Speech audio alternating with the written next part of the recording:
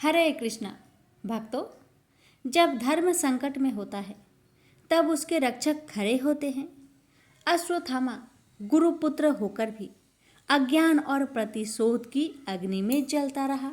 एक अंधेरी रात में जब पांचालों की आशा थी कि युद्ध समाप्त हो गया है, तभी हुआ एक ऐसा घात जिसने द्रौपदी की ममता को रुला दिया। लेकिन उस अन्याय के प्रतिकार में अर्जुन ने जो किया वह केवल प्रतिशोध नहीं था, वह था धर्म का न्याय। तो आइए भक्तों, सुनते हैं श्रीमद् भागवत महापुराण का यह दिव्य और हृदय स्पर्शी 13वां अध्याय की कथा, जिसमें छिपा है न्याय, करुणा और धर्म का अमर संदेश। श्री सौनका जी ने पूछा, सूत जी, सर्वज्ञ एवं सर्वशक्तिमान व्यास भगवान ने नारद जी का अभिप्राय सुन लिया, फिर उनके चले जाने पर उन्होंने क्या किया? श्री सूत जी ने कहा, ब्रह्म नदी सरस्वती के पश्चिम तट पर श्याम्यप्रास नाम का एक आश्रम है। वहाँ ऋषियों की यज्ञ चलते ही रहते हैं। वहीं व्यास जी का अपना आश्रम है। उसके चारों ओर बैर का सुंदर वन है। उस आश्रम में बैठकर उन्होंने आचमन किया और स्वयं अपने मन को समाहित किया।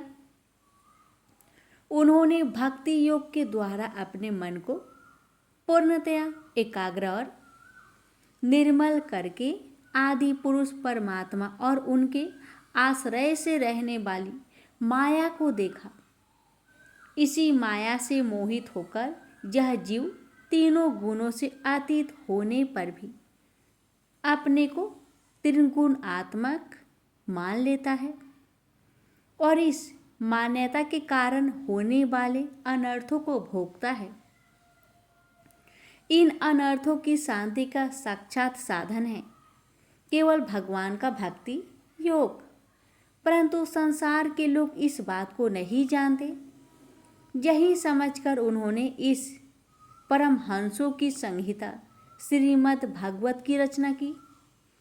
इसके श्रवण मात्र से पुरुषोत्तम भगवान श्री कृष्ण के प्रति परम प्रेममयी भक्ति हो जाती है, जिससे जीव की शोक मोह और भय नष्ट हो जाते हैं। उन्होंने इस भागवत संहिता का निर्माण और पुनरावृत्ति करके इस अपने निवृत्ति परायण पुत्र श्री सुखदेव जी को पढ़ाया। सौनक जी ने पूछा, श्री सुखदेव जी तो अत्यंत निवृत्ति परायण हैं, उन्हें किसी भी वस्तु की अपेक्षा नहीं है, वे सदा आत्मा में ही रमन करते हैं। फिर उन्होंने किस लिए इस विशाल ग्रंथ का अध्ययन किया? श्री सूत जी ने कहा, जो लोग ज्ञानी हैं, जिनकी अविद्या की गांठ खुल गई है और जो सदा आत्मा में ही रमन करने वाले हैं, वे भी भगवान के हेतु रहित भक्ति क्या करते हैं, क्योंकि भगवान के गुण ही ऐसे मधुर है जो सबको अपनी ओर खींच लेते हैं।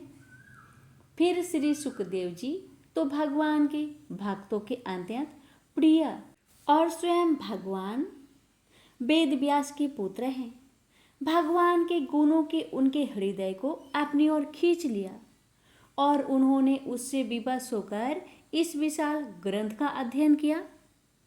सौनक जी, अब मैं राजश्री परीक्षित के जन्म कर्म और मोक्ष की तथा पांडवों के स्वर्ग रोपण की कथा कहता हूँ, क्योंकि इन्हीं से भगवान श्री कृष्ण की अनेकों कथाओं का उदय होता है। जिस समय महाभारत युद्ध में कौरव और पांडव दोनों पक्षों के बहुत से वीर गति को प्राप्त हो चुके थे और भीमसेन की गदा के प्रहार से दुर्योधन की जांघ टूट चुकी थी, तब अश्वत्थामा ने अपने स्वामी दुर्योधन का प्रिय कार्य समझकर द्रौपदी के सोते हुए पुत्र के सिर काटकर उसे भेंट किए।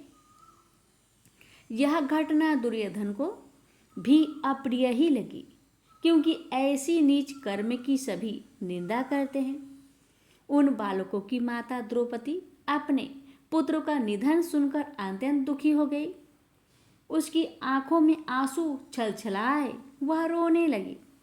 अर्जुन ने उसे सांत्वना देते हुए कहा, कल्याणी, मैं तुम्हारे आंसू तब पोंछूंगा जब उस आताई ब्राह्मण धम का सिर गांडीव धनुष के बाणों से काटकर तुम्हें भेंट करूंगा और पुत्रों की अन्येष्टि क्रियाएं के बाद तुम उस पर पैर रखकर स्नान करोगी।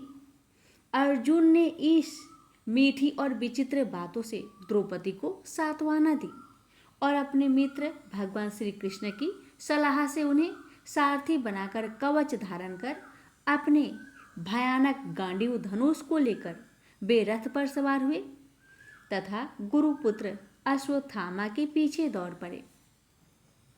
बच्चों की हत्या से अश्वत्थामा का भी मन उद्गिन हो गया था।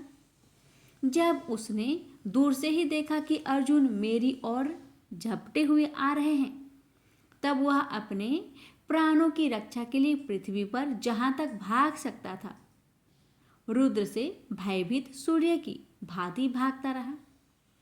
जब उसने देखा कि मेरे रथ के घोड़े थक गए हैं और मैं बिल्कुल अकेला हूं, तब उसने अपने को बचाने का एकमात्र साधन ब्रह्मशास्त्र ही समझा। यद्यपि उसे ब्रह्मशास्त्र को लौटाने की विधि मालूम न थी, फिर भी प्राण संकट देखकर उसने आचमन किया और ध्यानस्थ होकर ब्रह्मशास्त्र का संधान किया। उस अस्त्र से सब दिशाओं में एक बड़ा प्रचंड तेज फैल गया। अर्जुन ने देखा कि अब तो मेरे प्राणों पर ही आ बनी है। तब उन्होंने श्री कृष्ण से प्रार्थना की। अर्जुन ने कहा, श्री कृष्ण, तुम सच्चिदानंद स्वरूप परमात्मा हो, तुम्हारी शक्ति अनंत है, तुम ही भक्तों को अभय देने वाले हो। जो संसार की धधकती हुई आग में जल रहे हैं, उन जीवों को उससे उबारने वाले एकमात्र तुम ही हो। तुम प्रकृति से परे रहने वाले आदि पुरुष साक्षात परमेश्वर हो। अपनी चित शक्ति स्वरूप शक्ति से बहिरंग और त्रिगुणमयी माया को दूर भगाकर अपने अद्वितीय स्वरूप में स्थित हो। वही तुम अपने प्रभाव से माया मोहित जीवों के लिए धर्म रूप कल्याण का विधान करते हो। तुम्हारा यह अवतार पृथ्वी का भार हरण करने के लिए और तुम्हारे अनन्य प्रेमी भक्तजनों के निरंतर स्मरण ध्यान करने के लिए है। स्वयं प्रकाश स्वरूप श्री कृष्ण, यह भयंकर तेज सब ओर से मेरी ओर आ रहा है। यह क्या है, कहाँ से क्यों आ रहा है, इसका मुझे बिल्कुल पता नहीं है। भगवान ने कहा, अर्जुन, यह अश्वत्थामा का चलाया हुआ ब्रह्मशस्त्र है। यह बात समझ लो कि प्राण संकट उपस्थित होने से उसने इसका प्रयोग तो कर दिया है, परंतु वह इस अस्त्र को लौटाना नहीं जानता। किसी भी दूसरे अस्त्र में इसकी दवा देने की शक्ति नहीं है। तुम शास्त्र विद्याओं को भली भांति जानते ही हो। ब्रह्मशस्त्र के तेज से ही इस ब्रह्मशास्त्र की प्रचंड आग को बुझा दो। सूत जी कहते हैं, अर्जुन विपक्षी वीरों की मनोरम में बड़े प्रवीण थे। भगवान की बात सुनकर उन्होंने आचमन किया और भगवान की परिक्रमा करके ब्रह्मशास्त्र का निवारण के लिए ब्रह्मशास्त्र का ही संधान किया। बाणों से बेचिष्ट उन दोनों ब्रह्मशास्त्रों के तेज प्रलयकालीन सूर्य एवं अग्नि के समान आपस में टकराकर सारे आकाश और दिशाओं में फैल गए और बढ़ने लगे। तीनों लोकों को जानने वाली उन दोनों अस्त्रों की बढ़ी हुई लपटों से प्रजा जलने लगी और उसे देखकर सबने यही समझा कि यह प्रलय काल की संवर्तक अग्नि है। उस आग से प्रजा का और लोगों का नाश होते देखकर भगवान की अनुमति से अर्जुन ने उन दोनों को ही लौटा दिया। अर्जुन की आंखें क्रोध से लाल लाल हो रही थी। उन्होंने झपटकर उस क्रूर अश्वत्थामा को पकड़ लिया और जैसे कोई रस्सी से पशु को बांध ले वैसे ही बांध लिया। अश्वत्थामा को बलपूर्वक बांधकर अर्जुन ने जब शिविर की ओर ले जाना चाहा, तब उसने कमल नयन भगवान श्री कृष्ण से कोपित होकर कहा, अर्जुन, इस ब्रह्मधाम को छोड़ना ठीक नहीं है, इसको तो मार ही डालो। इसने रात में सोए हुए निरपराध बालकों की हत्या की है। धर्मवेता पुरुष, असावधान, मतवाले, पागल, सोए हुए बालक, स्त्री, विवेक ज्ञान शून्य, शरणागत, रथहीन और भयभीत शत्रु को कभी नहीं मारते, परंतु जो दुष्ट और क्रूर पुरुष दूसरों को मारकर अपने प्राणों का पोषण करता है, उसका तो वध ही उसके लिए कल्याणकारी है। क्योंकि वैसी आदत को लेकर यदि वह जीता है तो और भी पाप करता है और उन पापों के कारण नरकगामी होता है।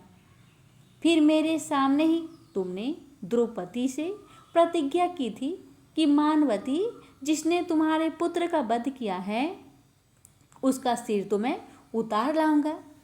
इस पापी कुलांगार कात्यायनी ने तुम्हारे पुत्रों का वध किया है और अपने स्वामी दुर्योधन को भी दुखी पहुंचाया है। इसलिए अर्जुन, इसे मार ही डालो। भगवान श्री कृष्ण ने अर्जुन के धर्म की परीक्षा लेने के लिए इस प्रकार प्रेरणा की, परंतु अर्जुन का हृदय महान था। यद्यपि अश्वत्थामा ने उनके पुत्र की हत्या की थी, फिर भी अर्जुन के मन में गुरुपुत्र को मारने की इच्छा नहीं हुई। इसके बाद अपने मित्र और साथी श्री कृष्ण के साथ वे अपने युद्ध शिविर में पहुंचे। वहां अपने मृत पुत्र के लिए शोक करती हुई द्रौपदी को उसे सौंप दिया। द्रौपदी ने देखा कि अश्वत्थामा पशु की तरह बांधकर लाया गया है। निंदित कर्म करने के कारण उसका मुख नीचे की ओर झुका हुआ है। अपना अनिष्ट करने वाले गुरुपुत्र अश्वत्थामा को इस प्रकार अपमानित देखकर द्रौपदी का कोमल हृदय कृपा से भर आया और उसने अश्वत्थामा को नमस्कार किया। गुरुपुत्र का इस प्रकार बांधकर लाया जाना सती द्रौपदी को सहन नहीं हुआ। उसने कहा, छोड़ दो, इन्हें छोड़ दो, ये ब्राह्मण है, हम लोगों के अत्यंत पूजनीय हैं, जिनकी कृपा से आपने रहस्य के साथ सारे धनुर्वेद और प्रयोग तथा उपसंहार के साथ संपूर्ण शास्त्रों का ज्ञान प्राप्त किया है। वे आपके आचार्य द्रोण ही पुत्र रूप में आपके सामने खड़े हैं। उनकी अर्धांगिनी कृपी अपने वीर पुत्र की ममता से ही अपने पति का अनुगमन नहीं कर सकी। वे अभी जीवित है। महाभाग्यवान आर्यपुत्र, आप तो बड़े सर्वज्ञ हैं। जिस गुरु वंशी की नित्य पूजा और वंदना करनी चाहिए, उसी को व्यथा पहुंचाना आपके योग कार्य नहीं है। जैसे आपने बच्चों के मर जाने से मैं भी दुखी होकर रो रही हूँ और मेरी आंखों से बार बार आंसू निकल रहे हैं, वैसे ही इनकी माता पतिव्रता गौतमी न रोए, जो उस श्रृंखला राजा अपने कुकृत्यों से ब्राह्मण कुलों को कुपित कर देते हैं। वह कुपित ब्राह्मण कुल उन राजा को स्वपरिवार शोक अग्नि में डालकर शीघ्र ही भस्म कर देता है। सूत जी ने कहा, शौनकादि ऋषियों, द्रौपदी की बात धर्म और न्याय के अनुकूल थी। उसमें कपट नहीं था, करुणा और ममता थी। अतएव राजा युधिष्ठिर ने रानी की इन हित भरे श्रेष्ठ वचनों का अभिनंदन किया। साथ ही नकुल, सहदेव, सत्यकी, अर्जुन, स्वयं भगवान श्री कृष्ण और वहां पर उपस्थित सभी नर नारियों ने द्रौपदी की बात का समर्थन किया। उस समय क्रोधित होकर भीमसेन कहा, जिसने सोते हुए बच्चों को न अपने लिए और न अपने स्वामी के लिए बल्कि व्यर्थ ही मार डाला, उसका तो वध ही उत्तम है। भगवान श्री कृष्ण ने द्रौपदी और भीमसेन की बात सुनकर और अर्जुन की ओर देखकर कुछ हंसते हुए से कहा। भगवान श्री कृष्ण बोले, पतित ब्राह्मण का भी वध नहीं करना चाहिए और आताई को मार ही डालना चाहिए। शास्त्रों में मैंने ही ये दोनों बातें कही है, इसलिए मेरी दोनों आज्ञाओं का पालन करो। तुमने द्रौपदी को सत्वाना देते समय जो प्रतिज्ञा की थी उसे भी सत्य करो, साथ ही भीमसेन, द्रौपदी और मुझे जो प्रिय हो वो भी करो। सूत जी कहते हैं, अर्जुन भगवान की हृदय की बात तुरंत तार गए और उन्होंने अपनी तलवार से अश्वत्थामा के सिर की मणि उसके बालों के साथ उतार ली। बालों की हत्या करने से ही वह श्रीहीन तो पहले ही हो गया था, अब मणि और ब्रह्म तेज से भी रहित हो गया। इसके बाद उन्होंने रस्सी का बंधन खोलकर उसे शिविर से निकाल दिया। मूढ़ देना, धन छीन लेना और स्थान से बाहर निकाल देना, यही ब्राह्मण धर्मों का वध है। उनके लिए इससे भिन्न शरीर का वध का विधान नहीं है। पुत्र की मृत्यु से द्रौपदी और पांडव सभी शोकातुर हो रहे थे। अब उन्होंने अपने मरे हुए भाई बंधुओं की दाह आदि अंत्येष्टि क्रिया की। प्रेम से बोलिए हरे कृष्णा। भक्तों, इस प्रकार श्री महाभागवत महापुराण का 13वां अध्याय संपन्न हुआ, जिसमें अश्वत्थामा के अधर्म और अर्जुन के धर्म का अमर संवाद स्थापित हुआ। जय श्री कृष्ण। भक्तों, धर्म की रक्षा के लिए अर्जुन ने केवल अस्त्र नहीं उठाया, बल्कि धैर्य, करुणा और मर्यादा की मिसाल कायम की। श्री महाभागवत की इस दिव्य कथा को श्रद्धापूर्वक सुनने के लिए धन्यवाद।